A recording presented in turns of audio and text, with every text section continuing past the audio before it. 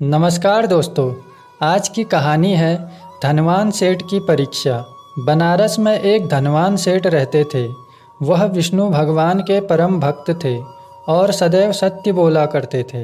एक बार जब भगवान विष्णु सेठ जी की प्रशंसा कर रहे थे, तभी माँ लक्ष्मी ने कहा, स्वामी, आप उस सेठ की इतनी प्रशंसा किया करते हैं, क्यों ना आज उसकी परीक्षा ली जाए और जाना जाए कि क्या वह सचमुच आपका इतना बड़ा भक्त है।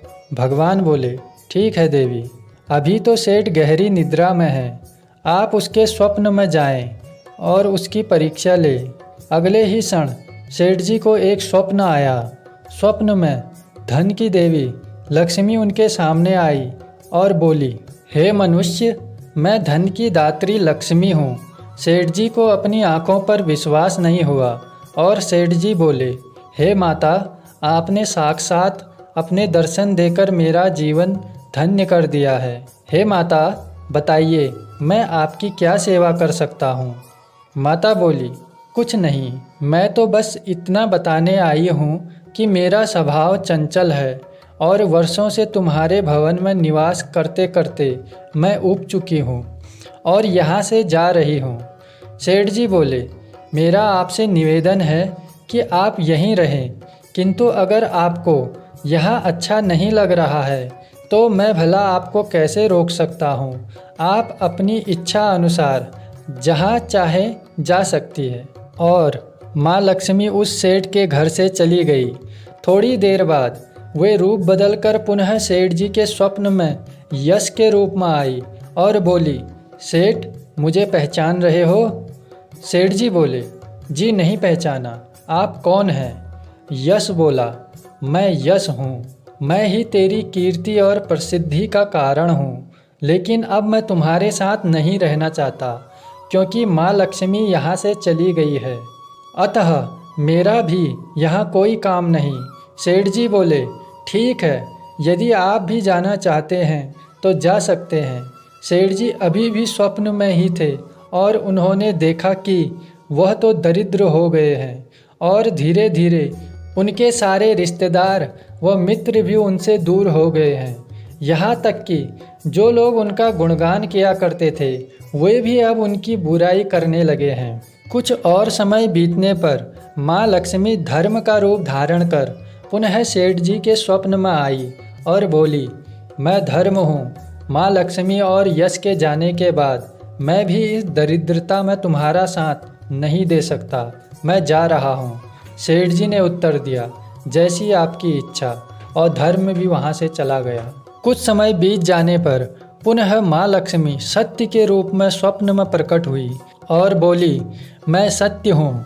लक्ष्मी, यश और धर्म के जाने के बाद अब मैं भी यहाँ से जाना चाहता हूँ। ऐसा सुन सेठ जी ने तुरंत सत्य के पांव पकड़ लिए और बोले, हे महाराज, मैं आपको नहीं जाने दूंगा। भले ही सब मेरा साथ छोड़ दें, मुझे त्याग दें, पर कृपया आप मुझे ना छोड़ें। सत्य के बिना मैं एक क्षण नहीं रह सकता। यदि आप चले जाएंगे तो मैं तत्काल ही अपने प्राण त्याग दूंगा। सत्य ने कहा, लेकिन तुमने तो लक्ष्मी, यश और धर्म को बड़ी आसानी से जाने दिया, उन्हें क्यों नहीं रोका। सेठ जी बोले, मेरे लिए वो तीनों भी बहुत महत्व रखते हैं, लेकिन उन तीनों के बिना भी मैं भगवान के नाम का जाप कर उद्देश्यपूर्ण जीवन जी सकता हूँ। परंतु यदि आप चले गए तो मेरे जीवन में झूठ प्रवेश कर जाएगा और मेरी वाणी अशुद्ध हो जाएगी, और ऐसी वाणी से मैं अपने भगवान की वंदना कैसे कर सकूँगा। मैं तो किसी भी कीमत पर आपके बिना नहीं रह सकता। सेठ जी का उत्तर सुन सत्य प्रसन्न हो गया और उसने कहा, तुम्हारी अटूट भक्ति ने मुझे यहाँ रुकने पर विवश कर दिया और अब मैं यहाँ से कभी नहीं जाऊँगा। और ऐसा कहते हुए सत्य अंतर्ध्यान हो गया। सेठ जी अभी भी निद्रा में थे। थोड़ी देर बाद स्वप्न में धर्म वापस आया और बोला, अब तुम्हारे पास ही रहूँगा क्योंकि यहाँ सत्य का निवास है। सेठ जी ने धर्म का स्वागत किया। थोड़ी देर बाद यश भी लौट आया और बोला, जहाँ सत्य और धर्म है वहाँ यश स्वतः आ जाता है, इसलिए अब मैं भी तुम्हारे साथ ही रहूँगा। सेठ जी ने यश का भी स्वागत किया और अंत में माँ लक्ष्मी वापस आई।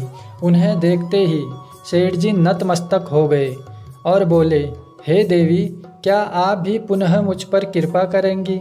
माँ लक्ष्मी ने कहा, अवश्य, जहाँ सत्य, धर्म और यश हो वहाँ मेरा वास निश्चित है। यह सुनते ही सेठ जी की नींद खुल गई। उन्हें यह सब स्वप्न लगा, पर वास्तविकता में वह एक कठिन परीक्षा से उत्तीर्ण होकर निकले थे। मित्रों, इस कहानी से हमें यह सीख मिलती है कि हमें सदैव सत्य का अनुसरण करना चाहिए, क्योंकि जहाँ सत्य है वहाँ माँ लक्ष्मी, यश और धर्म का निवास स्वतः ही हो जाता है। इस कहानी को अंत तक सुनने के लिए धन्यवाद।